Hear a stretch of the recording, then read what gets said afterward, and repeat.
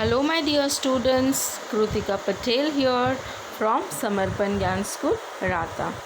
Today, we are going to continue with our topic of class 9th Social Science Geography. Lesson number 3 Drainage. We have already started with this chapter. We have already completed 2 topics of this chapter, that is drainage basin, drainage system in India, and Himalayan rivers. And the next topic which today we are going to continue is peninsular rivers. So before we start up, let's have a quick revision of the things we have already covered. It is that the drainage describes the river system of an area. An area drained by any single river system is a drainage basin. An upland or a mountain separating two adjoining drainage basin is called water divide. Then we saw that there are 4 different types of drainage patterns due to this reasons they are formed. There were 4 drainage patterns, that is dendritic drainage pattern, terrace drainage pattern, rectangular drainage pattern, and radial drainage pattern. We have seen this in details in the previous video we have seen. Next, we came to the difference between Himalayan and the peninsular river. This is the drainage system in India. So let's discuss few features of Himalayan rivers. That is, Himalayan rivers are perennial, flow all year. It has water. These rivers receive water from rain as well as from the melted snow from the lofty mountains. Himalayan rivers have long courses from their sources to sea. The Himalayan rivers forms meanders, oxbow lakes, and many other depositional features in these flood plains.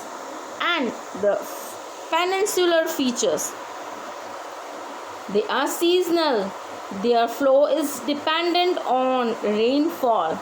The peninsular rivers have shorter and shallower courses as compared to the Himalayan rivers. Most of the rivers of peninsular India originate in the Western Ghats and flow towards Bay of Bengal. So here we have also seen that how these rivers start and how they form Oxbow Lake. We can see it in the image, and also the 3 important Himalayan rivers, Ganga, Brahmaputra, and Indus. We have seen that the Indus length is 2,900. It enters India in Ladakh district of Jammu and Kashmir. We have also seen that Ganga is it is the largest river of Indian continent, and it is 2,500 kilometers long. And we have seen about the Brahmaputra river system. It rises in the Tibetan east of Mansarovar Lake, very close to the sources of Indus and Satluj, and it forms a riverine island. Majuli is the world's largest river island formed by the Brahmaputra lake. Brahmaputra river. Here we come to end of our topic Himalayan rivers. So we are going to start with peninsular rivers. Here you can see the peninsular river. The main water divide in the peninsular river is done in the Western Ghats. So here you can see this Western Ghats. Over here you can see this are Western Ghats, and they mostly originate from here, and they drain themselves into this Bay of Bengal. They start from here and they drain it over here. The major rivers of peninsular India are Mahanadi, Godavari, Krishna, Kaveri, Narmada, and Tapi. Narmada and Tapi are the only long rivers which flow in the west and make estuaries. These are the two only the largest river. And we are going to start with this topic, that is peninsular rivers. I've already told about this, that they drain into the Bay of Bengal, and these are the only long rivers. So here we are going to talk about, that is Narmada. See where it is, from where does it flows. You can see it starts from Madhya Pradesh.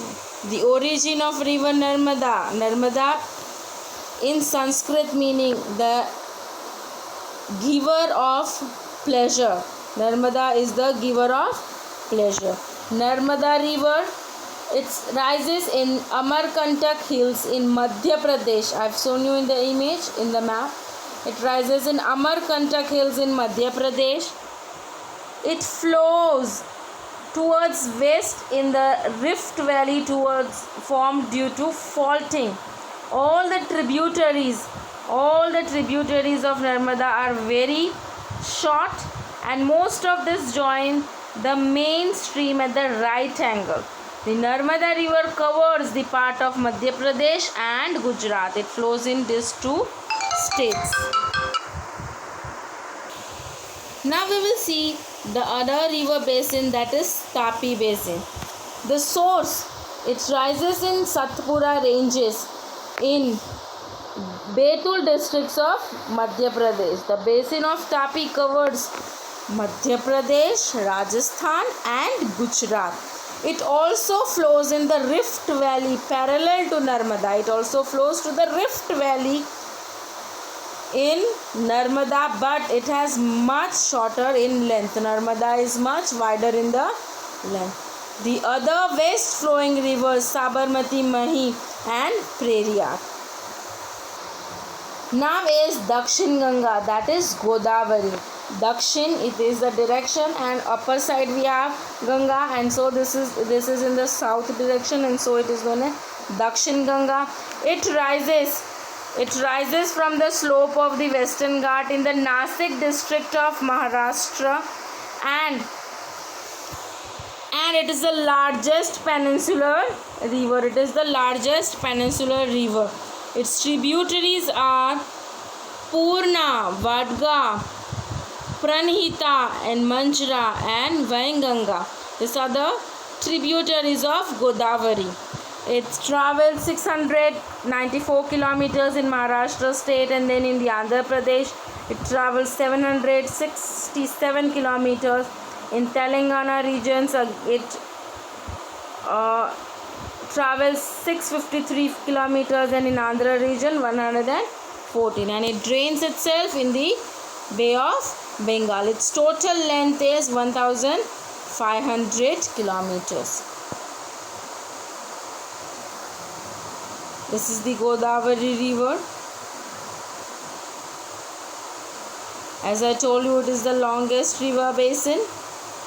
It originates from the slope of the Western Ghats in Nasik district. Next is Mahanadi basin. The Mahanadi rises in the highlands of Chhattisgarh. It flows through Orissa to reach Bay of Bengal. Its drainage basin is shared by Maharashtra, Chhattisgarh, Jharkhand and Orissa, and the total length of Mahanadi is 860 kilometers. 860 kilometers. Our next river is Krishna basin.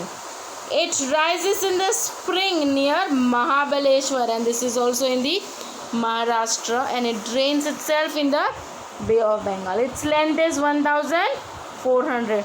These are some tributaries of Krishna rivers. Which all states it covers? Maharashtra, Karnataka and Andhra Pradesh. It covers these states. Its total length, I told you, 1400 kilometers.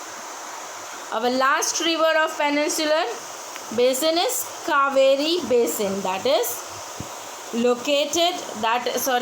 rises in Brahmagiri ranges of Western Ghat, and it also drains itself in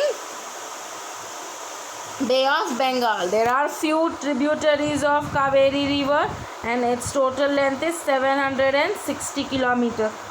And which states it covers? Karnataka, Kerala and Tamil Nadu. These are the states which it covers. It reaches Bay of Bengal in the south of Cuddalore in Tamil Nadu. Other east flowing rivers are also there, that is Damodar, Brahmani and many more. So here we come to an end of today's topic, that is peninsular rivers. We have still more 2 topics to discuss in this chapter. We will meet with those topics in the next video lecture. Till then, bye.